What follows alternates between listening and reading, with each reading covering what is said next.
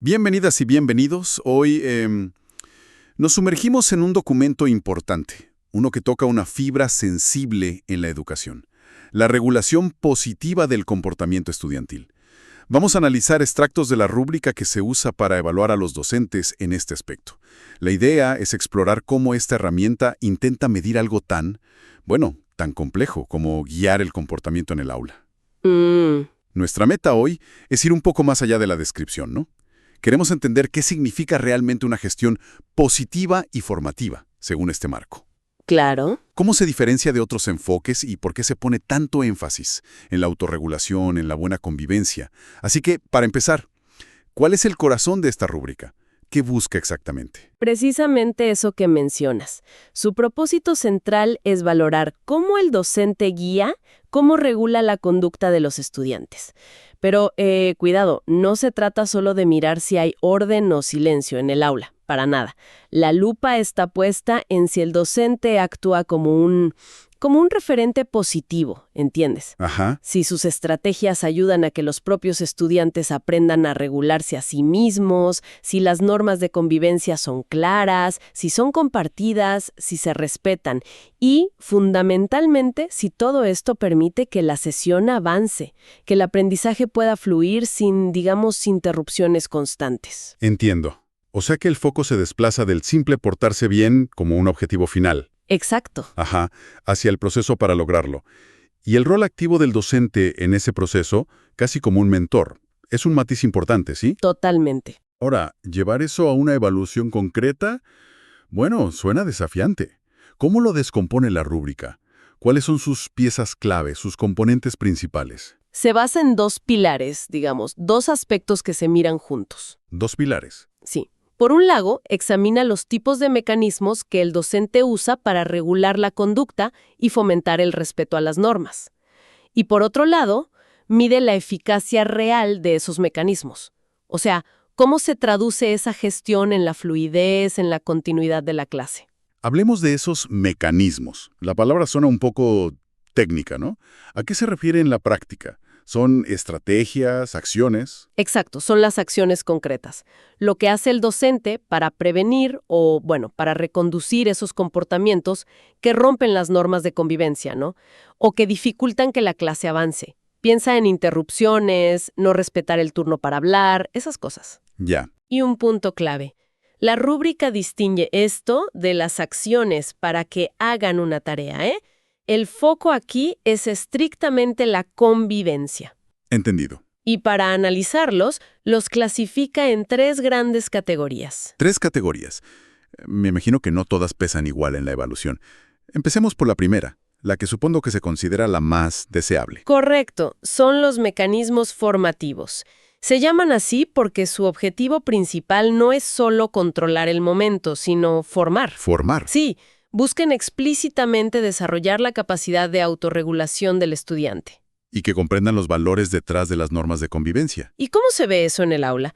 Ejemplos concretos. Pues mira, por ejemplo, cuando el docente no solo dice no interrumpas, sino que ayuda a reflexionar sobre por qué es importante escuchar, cómo afecta al compañero que habla, ¿sabes?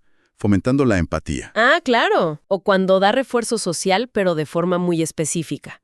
No un vago, qué bien trabajan, sino felicito a este equipo por cómo están compartiendo los materiales y respetando las ideas de todos. Eso orienta mucho más. Entiendo, es más útil. Mucho más. También incluye acciones como establecer o recordar las normas justo cuando son relevantes, antes de empezar una actividad, por ejemplo. Tiene sentido. Y algo fundamental, el modelaje. El docente que levanta la mano para hablar, que baja la voz para pedir silencio, está siendo coherente, es un modelo. Sí, predicar con el ejemplo. Eso mismo. Incluso puede ser dirigir la atención sutilmente hacia un estudiante que está actuando bien como modelo para los demás, sin exponer al que no lo hace. Interesante esa sutileza. Y sí, también caben aquí acciones para redirigir la atención del grupo, como un aplauso rítmico, un gesto acordado, pero con una condición, que sean sutiles, breves, poco frecuentes, que no terminen interrumpiendo más que la conducta que querían corregir. Queda claro, la apuesta es construir desde adentro, ¿no? Que el estudiante entienda el valor de la norma. No solo obedecer, desarrollar autonomía. Exactamente. autonomía moral y social. ¿Y cómo contrasta esto con la segunda categoría de mecanismos? Me imagino que es diferente. El contraste es fuerte, sí. La segunda categoría son los mecanismos de control externo. Control externo. Como dice el nombre, buscan regular la conducta, pero lo hacen generando dependencia de cosas externas.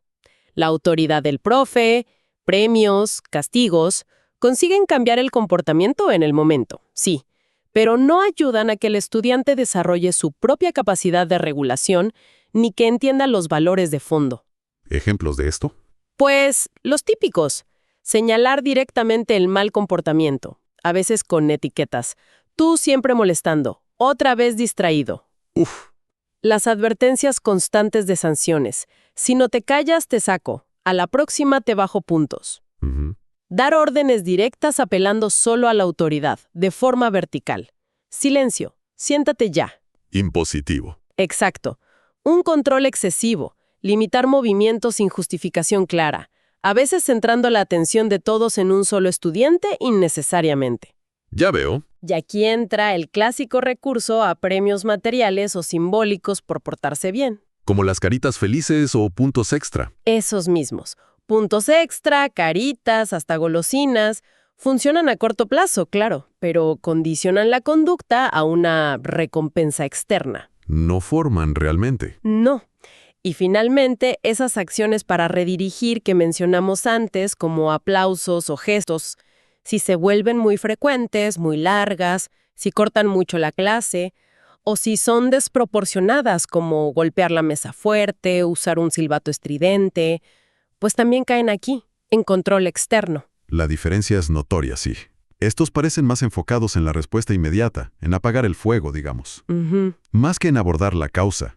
Pueden mantener un orden superficial, quizá, pero no construyen esa capacidad interna que buscan los formativos. Exacto. Y mencionaste una tercera categoría. Por el nombre me temo lo peor. Maltrato. Maltrato. Aquí ya no hablamos de estrategias pedagógicas discutibles, ¿eh? Hablamos de acciones inaceptables. Buscan controlar a través del miedo, la humillación, el daño a la integridad y la autoestima del estudiante. Eso es muy serio. Gravísimo. Y la rúbrica es muy explícita. Incluye sanciones desproporcionadas o abusivas, amenazas que intimidan, gritos, entendidos como de ira, ¿no? Claro. Cualquier forma de intimidación, humillación pública o privada, insultos, descalificaciones personales y, por supuesto, cualquier tipo de agresión física o castigo corporal. Estamos hablando de vulneración de derechos fundamentales de los chicos y chicas. Absolutamente. Y la rúbrica aquí es tajante, tolerancia cero, es categórica.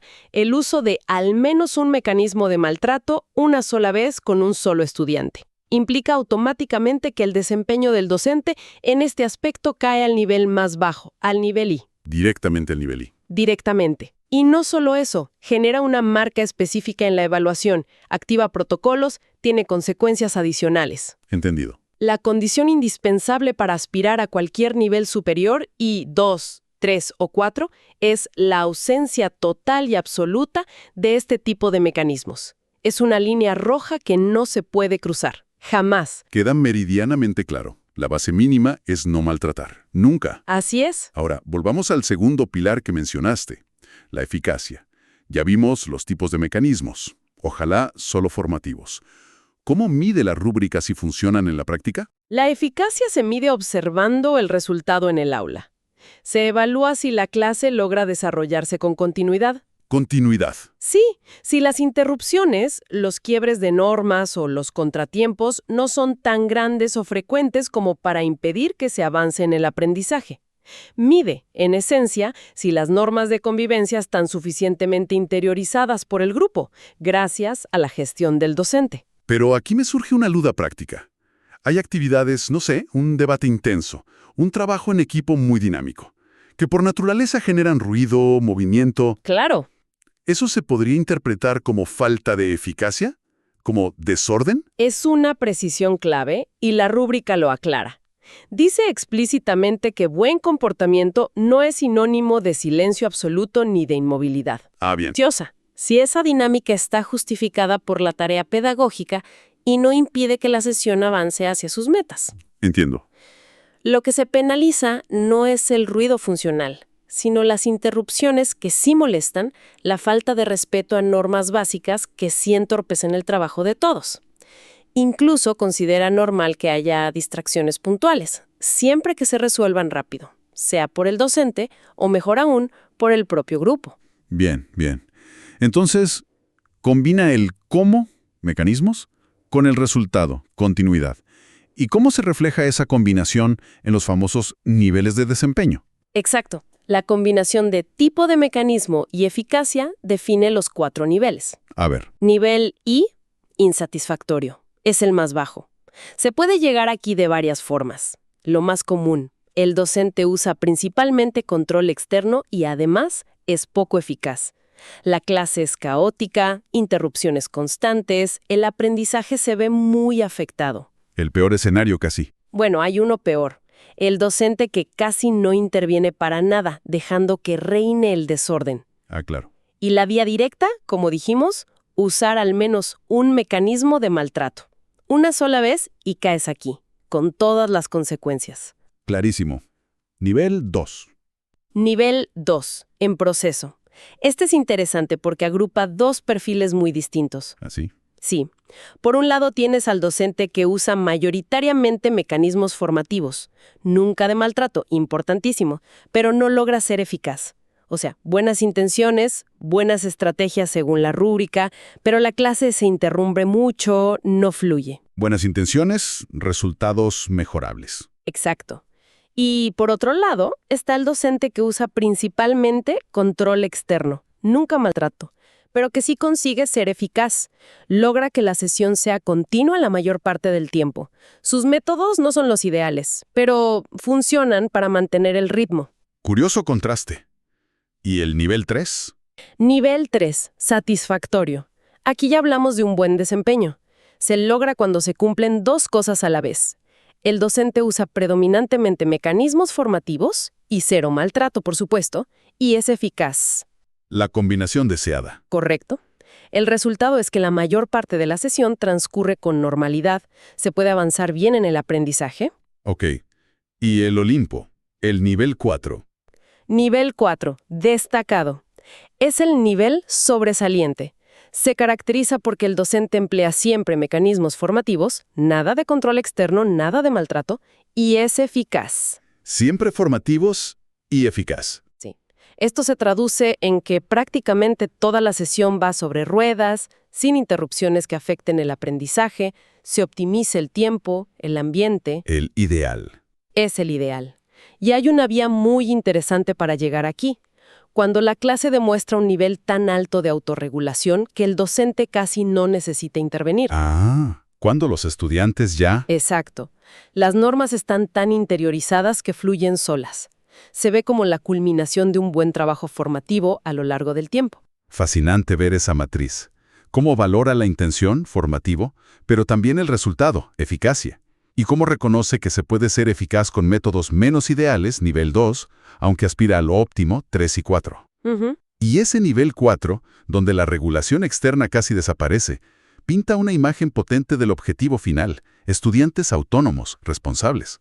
Totalmente. Entonces, si tuviéramos que resumir la esencia de todo esto, diríamos que esta rúbrica empuja hacia una visión de la gestión del aula que va más allá del control.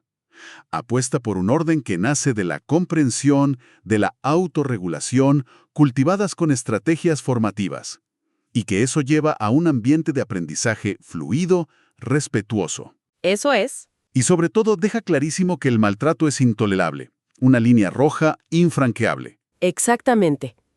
Para quienes nos escuchan, conocer esta herramienta, sean docentes, directivos, familias o simplemente gente interesada en educación, ofrece un marco para entender qué se espera hoy de la gestión de la convivencia.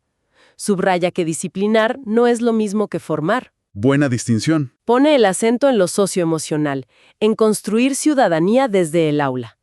Ayuda a distinguir entre intervenciones que buscan obediencia inmediata y las que siembran valores y habilidades para la vida. La reflexión clave que me llevo es esa tensión, ¿no? Entre controlar desde fuera y cultivar desde dentro.